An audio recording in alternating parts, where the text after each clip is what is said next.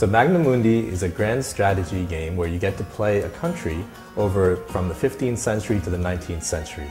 And the goal is really to try to do better than the country did historically. Magna Mundi is special because in the game we really try to tell a story, and that's kind of been the guiding philosophy behind it.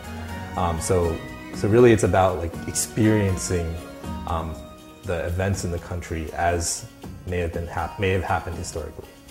Everybody loves historical accuracy, and if they don't, they didn't know they loved it.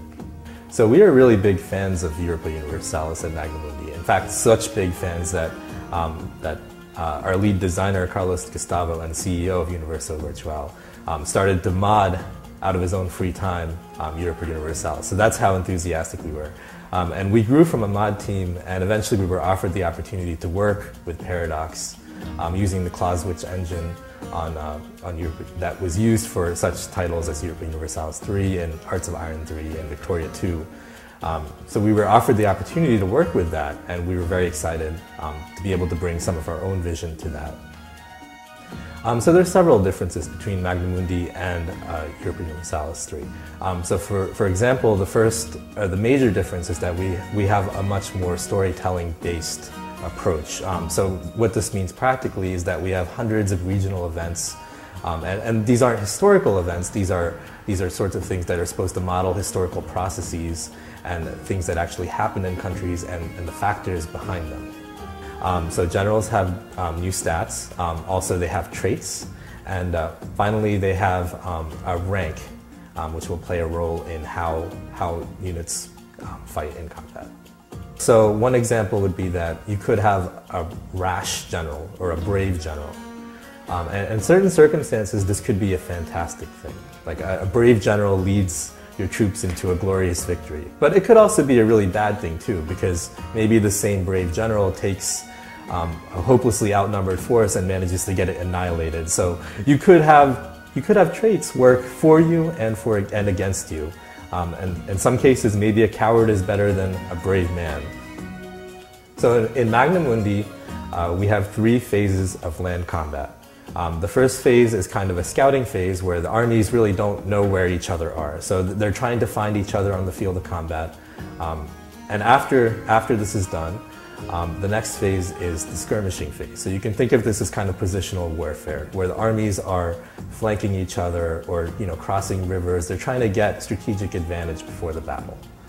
Finally, there's the decisive phase. So if both generals want to force the issue, this can happen. Or if one general outmaneuvers the other, then this phase may also begin.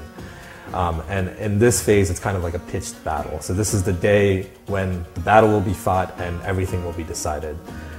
In general, all of the phases are important because if you do very well in the scouting phase and the skirmishing phase, you will be better positioned for the decisive phase. So in naval combat, there are also some new things in Magna Mundi. The first thing is that 2 fleets need to find each other in combat. They don't necessarily know where each other are. So spotting is the crucial first phase of naval combat. The fleets need to find each other to fight. Otherwise, you can have them passing through the same sea zone and going on their own separate ways. And as we all know, the ocean is a really big place, so this happens a lot. After the spotting is done and you've seen the enemy, then at that point you start your strategic phase. So you're starting to maneuver your fleets to try to get advantages like the wind.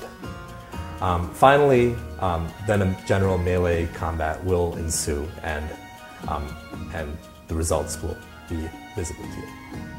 We are working very hard to include all of these combat things and make sure that they're displayed very effectively in the interface.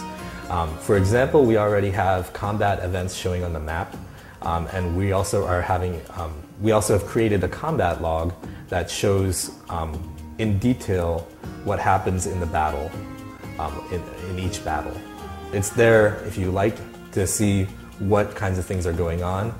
So if you want to see, for example, that your army has lost its supply, or some kind of massive effect has happened that has changed the course of the battle, you're welcome to. Otherwise, you can pretty much ignore it. It's not something that is that requires a lot of player input. The battle is going to happen as the battle happens, regardless of whether you're watching it or not.